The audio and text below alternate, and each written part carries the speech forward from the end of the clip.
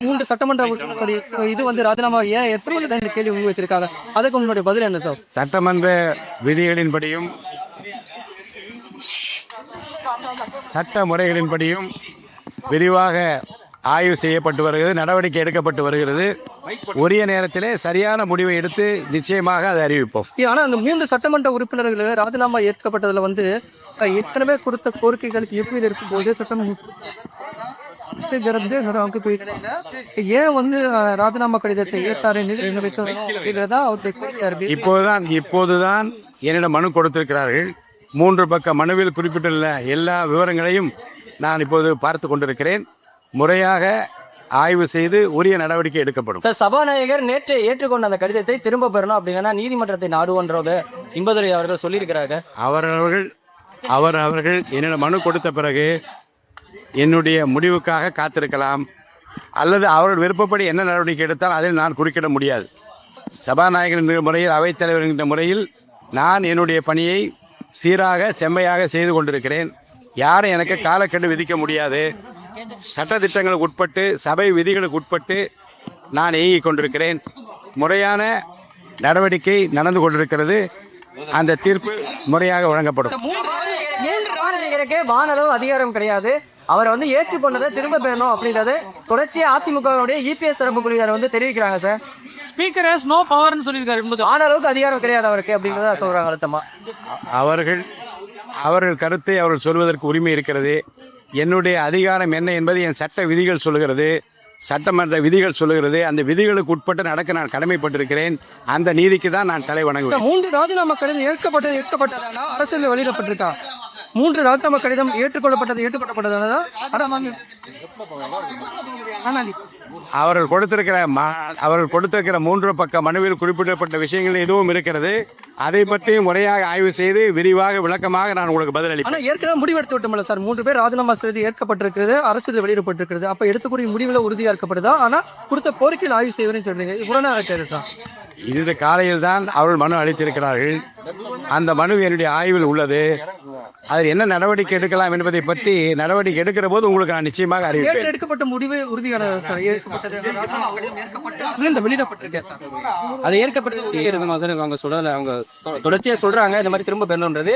ஆனா நம்மளுடைய தரப்புல ஏற்கப்பட்டதா அப்படின்றத அர்த்தமா சொல்றாங்க. அவர்கள் கருத்தை 3 பக்க மனுவிலை கொடுத்திருக்கிறார்கள். நான் சட்ட முறைப்படியும் சட்டமன்ற விதிகளின்படியும் நடந்து கொண்டிருக்கிறேன். என்னுடைய முடிவு தான் இறுதியானது. சட்டமன்ற உறுப்பினர்கள் ராஜினாமா செய்வதற்கு சட்டப்பேரவை விதி என்ன சார்? ஒரு எம்எல்ஏ வந்து என்ன ரூல் படி ஒரு ஆய்வு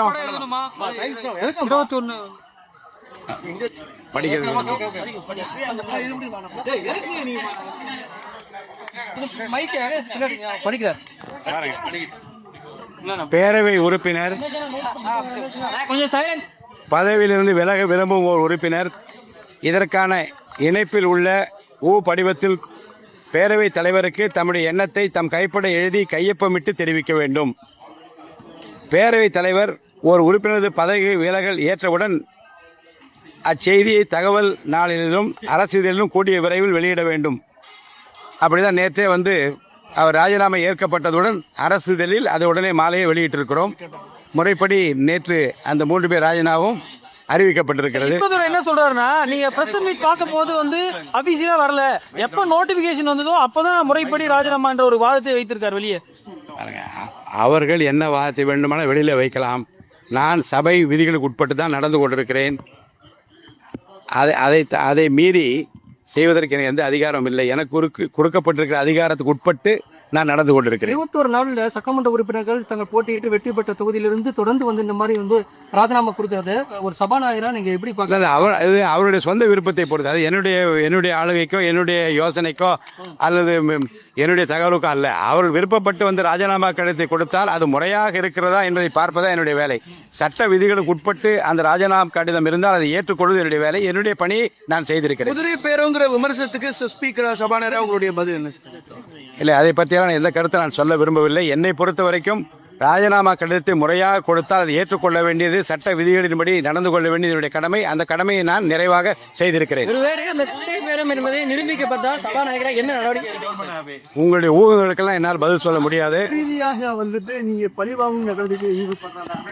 இடப்படை பரிசாவுக்கு எதிராக பழிவாங்கு ஈடுபடாத ஒரு குற்றச்சாட்டு. கடந்த காலங்களில் நீங்க எப்படி பின்னாடி இருந்தப்ப அது எடுத்து இப்போ வரைக்கும் நீங்க வந்து அது பழிவாங்க.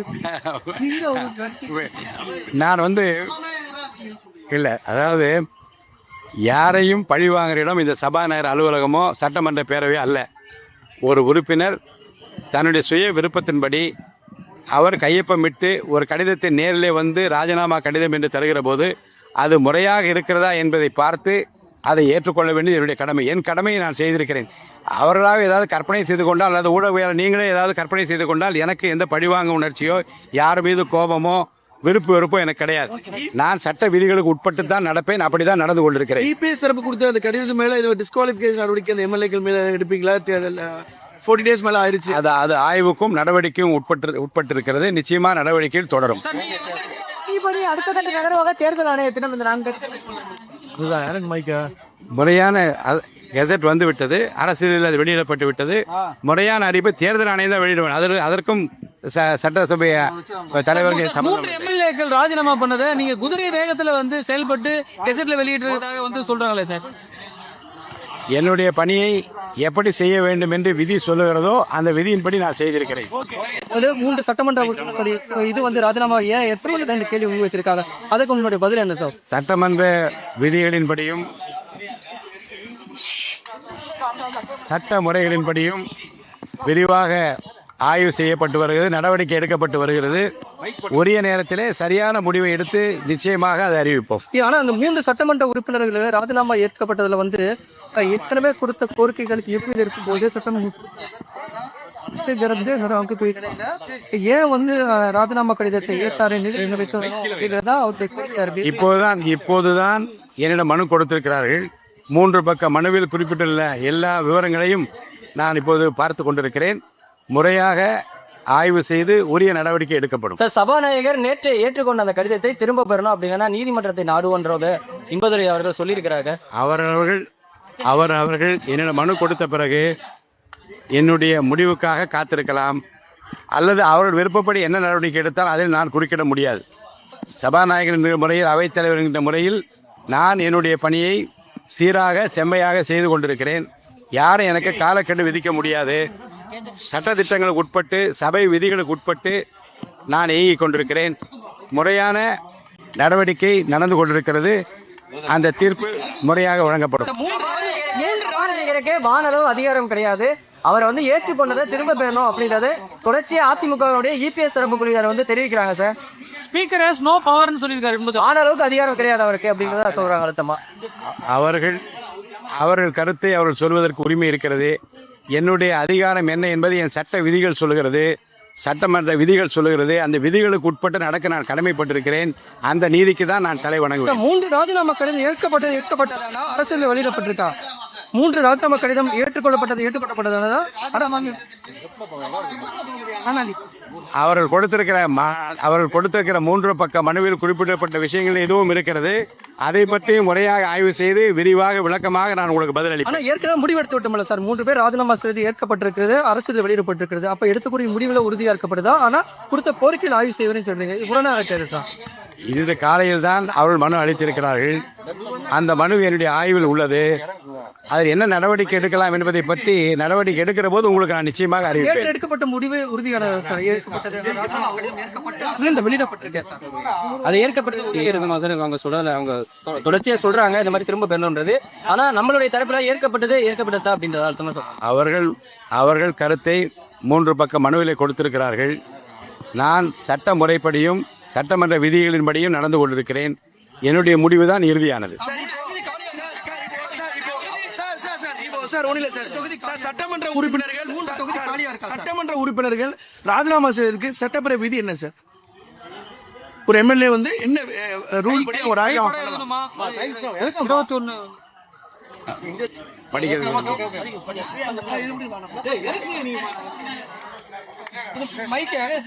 படிக்கிறார். பேரவை உறுப்பினர் கொஞ்சம் சைலண்ட். பதவியிலிருந்து விலக விரும்பும் ஒரு உறுப்பினர் இதற்கான இணைப்பில் உள்ள படிவத்தில் பேரவைத் தலைவருக்கு தம்முடைய எண்ணத்தை தம் கைப்பட எழுதி கையொப்பமிட்டு தெரிவிக்க வேண்டும். பேரவைத் தலைவர் ஒரு உறுப்பினரது பதவி விலகல் ஏற்றவுடன் அச்செய்தியை தகவல் நாளிலும் அரசிதழிலும் கூடிய விரைவில் வெளியிட வேண்டும். அப்படிதான் நேற்றே அவர் ராஜினாமா ஏற்கப்பட்டதுடன் அரசிதழில் அதை உடனே மாலையை வெளியிட்டிருக்கிறோம். முறைப்படி நேற்று அந்த 3 பேர் ராஜினாவும் அறிவிக்கப்பட்டிருக்கிறது. இப்போது என்ன சொல்றாருன்னா, நீங்க பிரஸ் மீட் பார்க்கும் போது அபிஷியலா வரல, எப்ப நோட்டிபிகேஷன் வந்ததோ அப்பதான்